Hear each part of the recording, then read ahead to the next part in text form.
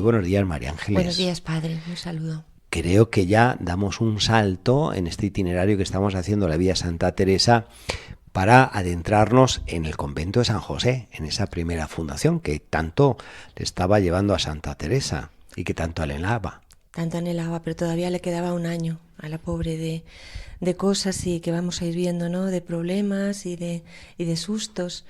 Los trámites y el papeleo para poder hacer la fundación pues dependían de que llegara de Roma el breve y no acababan de recibir noticias durante mucho tiempo, como hemos estado diciendo, ¿no? Lo cierto es que al final el breve llegó, pero... ¿Sí? Pero no valía. No valía. No valía, gozo en un pozo. ¡Qué horror! Porque faltaba una cláusula fundamental, que era el beneplácito del provincial de los Carmelitas. El padre Ángel Salazar. El padre Ángel Salazar. Que además él fue al inicio un promotor de iniciar la fundación de San José, pero luego como que se fue echando para atrás. Sí, primero dijo que sí a doña Guiomar, que fue la que le presentó toda esta fundación, y luego se empezó a echar para atrás. Y por lo que podemos leer en los papeles de la santa, en sus cosas, ella era, en palabras de ella, enemiguísima de fundar sin el apoyo del provincial de los Carmelitas. Uh-huh. Entonces, no tenía que tener este apoyo, ¿no? Por lo menos ella interiormente así lo veía. Y el Señor la habló nuevamente interiormente, que como hemos estado viendo en todos estos programas, ha sido un poco como el director de todo esto, el maestro, sí, el que la iba llevando, ¿no? Y le dijo el Señor: dióme las causas para que no convenía que lo hiciese, y que enviase a Roma por cierta vía, y que él haría que viniese recado de allí. Es decir, que tenía que mandarlo de otra manera.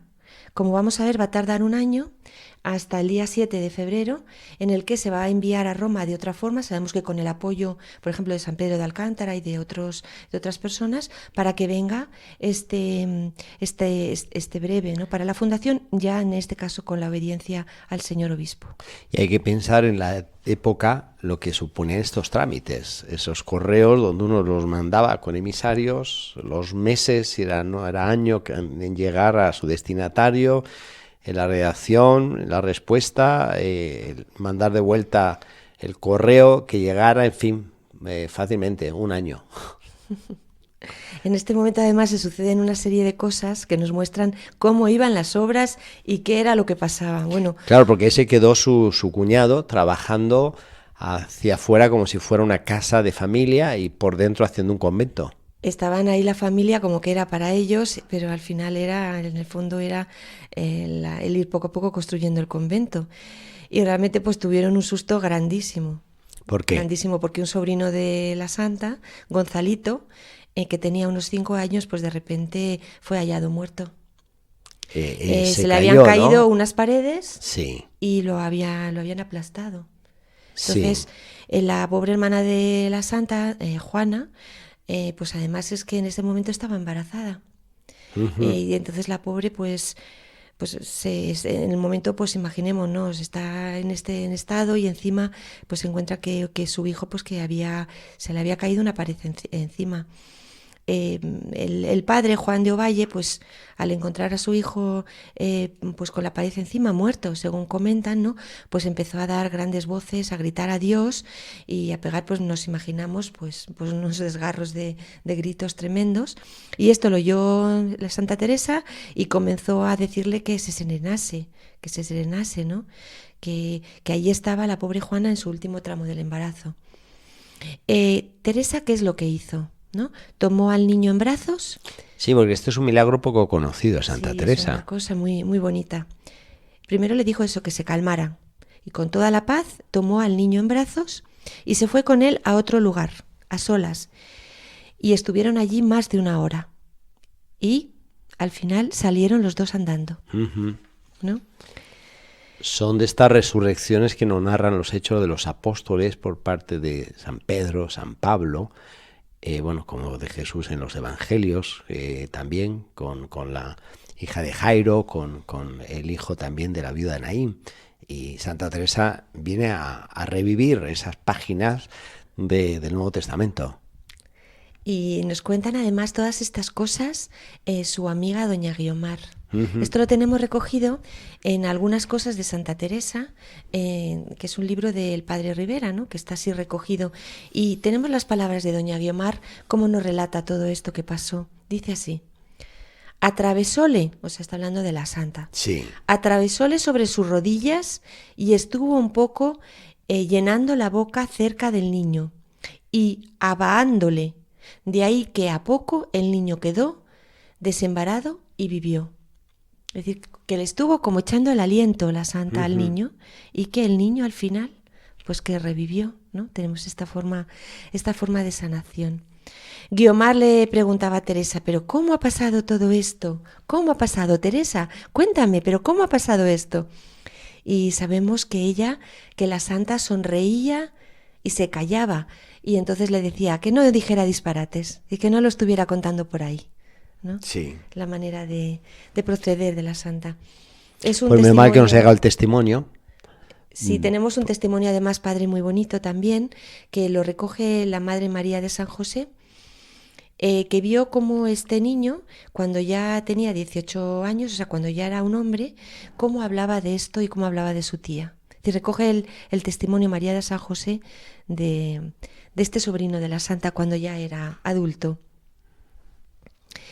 Dice: sabe la obligación, o sea, nuestra Santa Madre sabe la obligación que tiene de pedir a nuestro Señor mi salvación, pues en el tiempo que la tenía cierta por ser niño, me la impidió alcanzando de nuestro Señor que me resucitara. Es decir, que él, diciendo que fue realmente Santa Teresa la que, bueno, pues consiguió por intercesión salvarle la vida. Sí. Uh-huh. El día 4 de septiembre, estamos, como hemos dicho, estábamos antes en agosto, ahora estamos en septiembre, pues doña Juana dio a luz a un niño. De 1561. 1561. No, para y que le pusieron, nuestros oyentes se ubiquen en el tiempo. le pusieron por nombre José.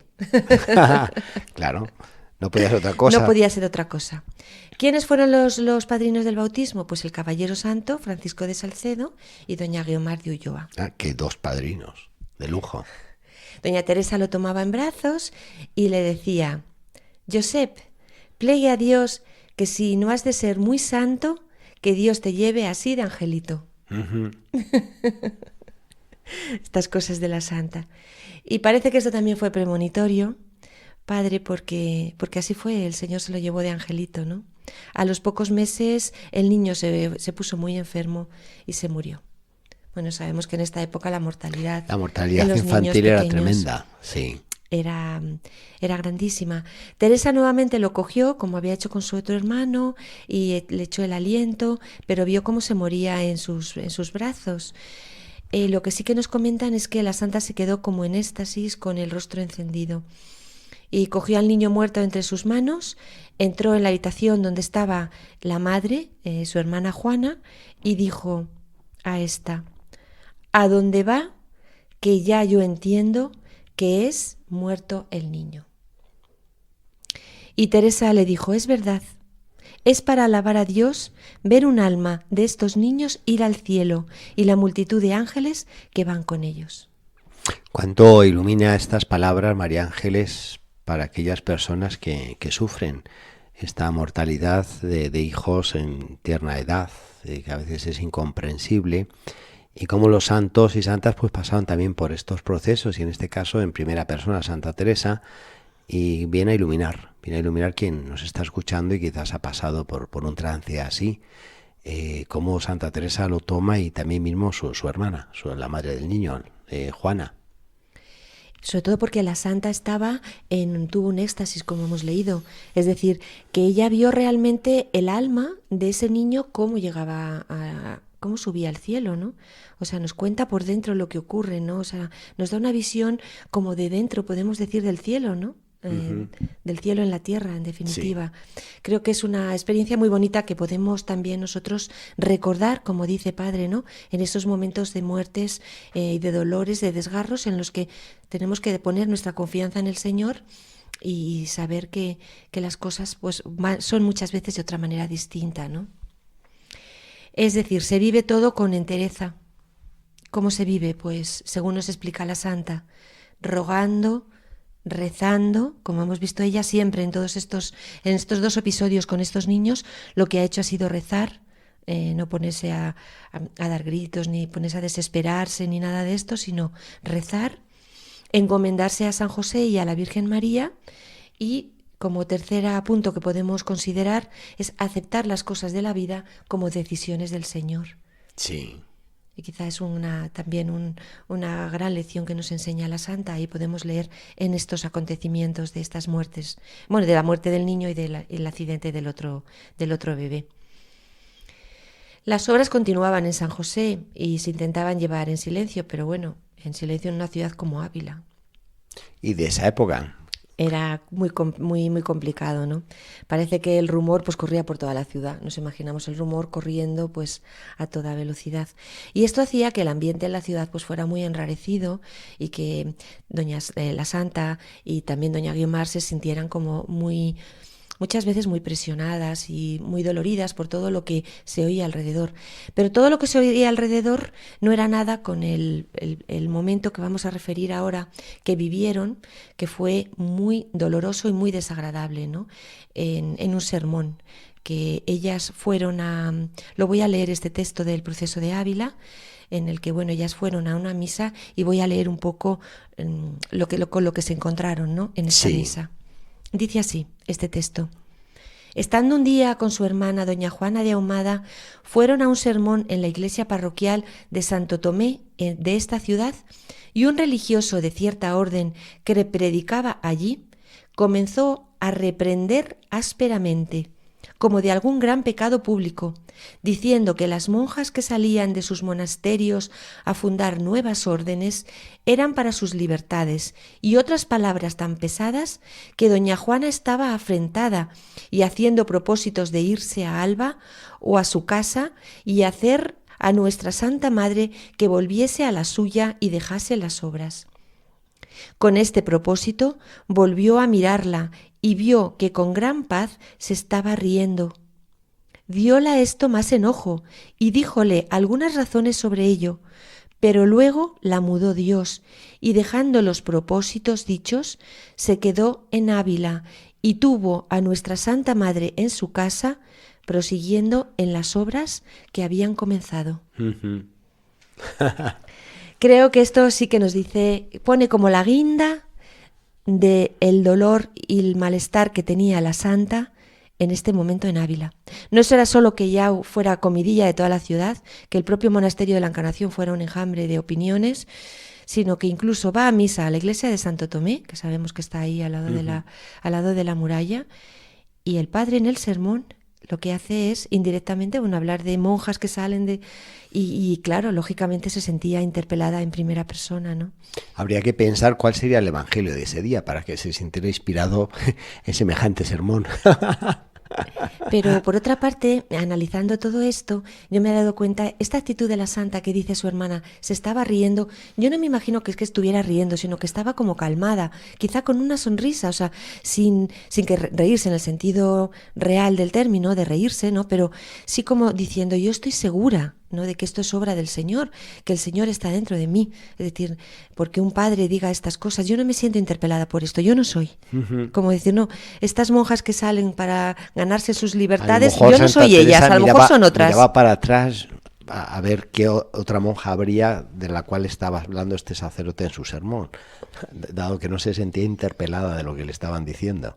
Y además vemos aquí en la Santa ahora también esta determinada determinación. Es decir, el Señor me empuja y yo no me voy a sentir interpelada por un padre que puede estar equivocado, sino voy a tirar para adelante, no me importa nada, ya no me importan ni las palabras de un ministro del Señor que está confundido en este momento, ¿no?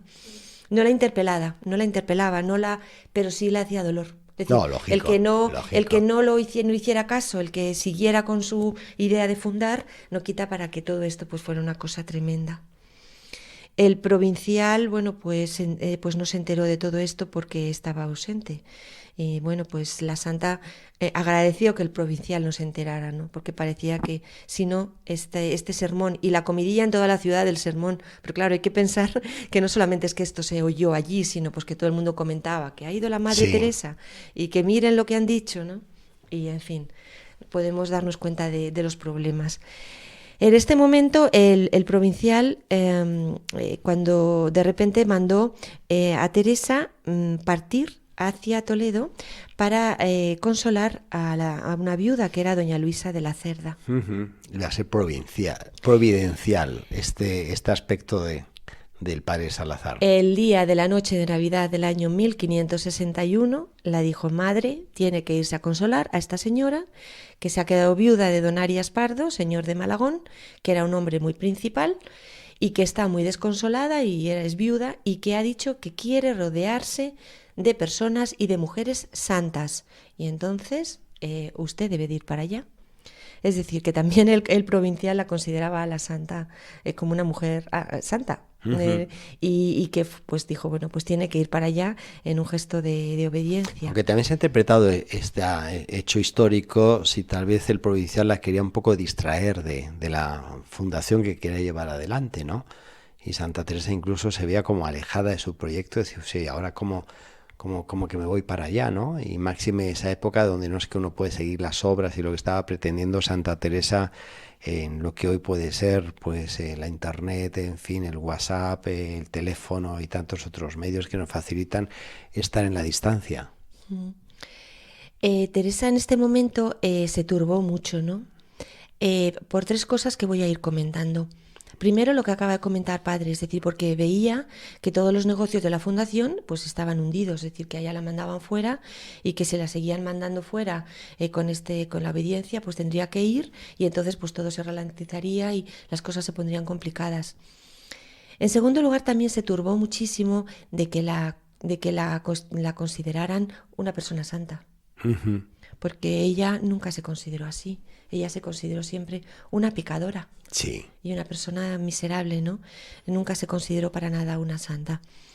Y también se turbó mucho porque llegó a pensar en algún momento si podía ser una jugada del demonio. Entonces, estos tres puntos que podemos sacar de sus escritos y analizándolos, pues lo que le hizo a la santa es ponerse a orar. Es decir, sabemos que en los maitines se puso a orar y que allí realmente en ellos descargó toda su angustia y todas sus preocupaciones. Nuevamente le dijo: Señor, coge todo esto, que yo estoy cansada, estoy agobiada, mira cómo me mandan a Toledo ahora, no sé qué voy a hacer. Y cómo nuevamente el Señor tomó sobre sí todo y la aconsejó con otras hablas interiores. Y nuevamente la santa, en un momento duro de su vida, pues hace esto, ¿no? De decir: Señor, te dejo a ti todo esto y pues auxíliame, ¿no? Ayúdame. Y dice la santa que oyó estas hablas interiores que decían que en ninguna manera dejase de ir y que no escuchase pareceres. En este caso, después de los maitines, ella oyó estas hablas interiores y entonces supo que el Señor quería que fuese a consolar a esta señora, ¿no? Y como vamos a ver, padre, pues va a ser una visita muy importante para el desarrollo de la Fundación de San José, para la vida de la santa y para la vida de esta señora doña Luisa de la Cerda, que vamos a ir viendo en sucesivos programas cómo la presencia de Teresa en su palacio la cambió por dentro también. Sí, va a ser un personaje importante para doña Luisa de la Cerda, como también para Santa Teresa. Y cómo estas amistades de la santa, pues ella poco a poco las va ayudando, las va cambiando, va haciendo realmente personas, amigos fuertes de Dios, amigas fuertes suyas, en fin, una persona que la va a ayudar muchísimo y que va a ser una amiga de verdad. Muy bien, María Ángeles, pues nos quedamos en esta fase de Santa Teresa, que se va a trasladar a Toledo, a casa de doña Luisa la Cerda, y que algo que parecía como un revés en el proceso que estamos siguiendo en el programa de La Espadaña, en esta sección de Vida de Santa Teresa, de esta Santa Teresa que ya está por abrir el convento de la Reforma San José. Parecería como que, bueno, esto le echa para atrás y en cambio aparentemente va a ser así, pero no va a ser así, no, como además, vamos a ver. esta señora Luisa de la Cerda, pues era una señora, era la hija del duque de Medinaceli, o sea, estaba emparentada con las casas reales de España y de Francia. Es decir, es una amiga de altos vuelos, podemos decir, sociales, sí. Y esos altos vuelos la van a servir mucho también a la santa en toda su vida, su formación y su relación incluso con el rey, ¿no? Es decir, que es un momento importante de la vida de la santa y de todo esto que estamos tratando. Muy bien, así que no se pierdan la próxima espadaña porque vamos a irnos a Toledo, a casa de doña Luisa la Cerda, que llega Santa Teresa, en esta misión que le encomienda el provincial. Llegó la santa con esos carros en los que ella iba por los mundos del mundo y allí, bueno, pues empieza a tener relación con esta señora tan especial que era doña Luisa. Muy bien, pues muchas gracias, María Ángeles. Un saludo para todos. Y aquí llegamos hasta el día de hoy en la espadaña. Nos gustaría continuar, pero ya el tiempo se nos acaba. En breve rezamos el Ángelus en Radio María y a todos los que nos escuchan quedan emplazados en nuestro próximo programa La Espadaña, Dios mediante, el viernes próximo de 11 a 12. Les esperamos.